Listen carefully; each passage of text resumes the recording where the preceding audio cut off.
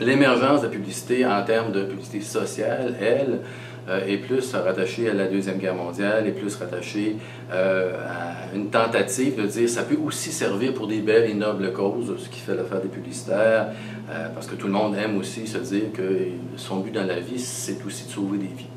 Donc quand on a utilisé cette publicité sociale-là, on a récupérer des outils, des techniques qui sont celles de la publicité commerciale. Et ce que j'adore, moi, en publicité sociale, c'est de poser tout simplement la question, est-ce que c'est vrai? Est-ce qu'on peut vendre? Et la question a déjà été posée par les auteurs, est-ce qu'on peut vendre une idée comme on peut vendre une marque de savon? Il y a quelques années, c'est un chercheur du nom de Cinemath, je pense, a étudié un peu l'utilisation de la publicité en santé publique. Et s'est rendu compte, grosso modo, ce qu'il a fait, c'est qu'il a dit qu'il y a 3 grandes phases. La première phase, quand ça a parti tout ça, là, on y croyait plus ou moins. On est entre les années 40 et 60, un certain scepticisme. Après les années 60, tout à coup, on a découvert que la publicité sociale pouvait changer des vies. Et là, on s'est mis de façon intense à y croire. C'était la lutte à la drogue, c'était des grandes méga campagnes. Dans les années 90, on a modéré un peu cet enthousiasme-là et on a petit à petit découvert que oui, probablement la publicité sociale peut faire quelque chose, mais pas automatiquement. Et que ça fonctionne selon certains critères. Donc il y a une espèce de modération de l'enthousiasme. Et c'est un peu la phase qu'on a à l'heure actuelle. On sait que la publicité peut faire quelque chose. Elle peut avoir des changements, elle peut provoquer des impacts qui sont généralement modérés, qui ne sont pas suffisants comme tels, qui doivent s'accompagner de mesures qui touchent d'autres éléments. Mais la vraie question, si on dit qu'elle est capable de faire quelque chose, c'est comment est-ce qu'on est capable d'en faire et de prédire qu'une publicité va être efficace. Donc, à quelque part, traduire dans le concret des pratiques, ces savoirs théoriques-là, je pense que c'est la nouvelle frontière un peu sur laquelle on va travailler, on va s'escrimer parce que c'est pas évident.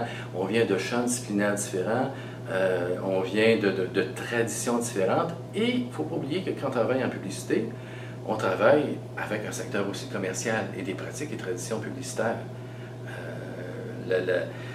Ce qui nous permet de vendre une marque de soupe ne va pas nécessairement permettre aussi de vendre l'idée d'être responsable face à sa santé. C'est pas parce que ça a fait ses preuves et qu'on a augmenté la vente d'un parfum avec des affiches dans les magazines pour femmes que le magazine pour femmes devient, pour tous les messages, le bon véhicule.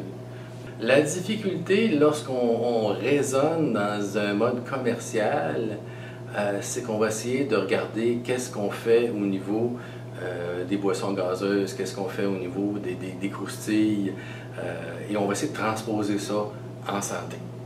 La mise en marché de la marque, par exemple, le branding, les concours avec jeux vidéo, il faut se poser la question, est-ce que c'est de ça dont on parle? Il ne faut pas oublier qu'on travaille quand même en santé. Donc, il n'y a pas d'automatisme. On ne peut pas transposer les recettes du commercial avec Internet. Et ça, cette difficulté-là est là. Il y a toujours, que ce soit en santé ou ailleurs, cette tension-là entre la création qui dit oui, il ne faut pas brimer la création et faites-moi confiance, et le côté rationnel qui dit si je te donne des sous à quelque part, là, puis que tu me donnes une facture, les chiffres, ils doivent avoir une certaine importance.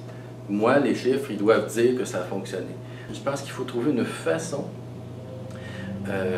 entre autres par l'écoute mutuelle. Quand un publicitaire va dire à un spécialiste en santé, tu ne peux pas mettre telle image, ça ne fonctionnera pas parce qu'à quelque part, il faut que la personne puisse se reconnaître. Ça va puiser dans les savoirs qui sont plus du type communicationnel. Quand un spécialiste de santé dit « tu ne peux pas invoquer l'idée que les gens vont mourir pour obtenir un processus persuasif » parce que moi, là, j'ai aussi une préoccupation éthique et je ne veux pas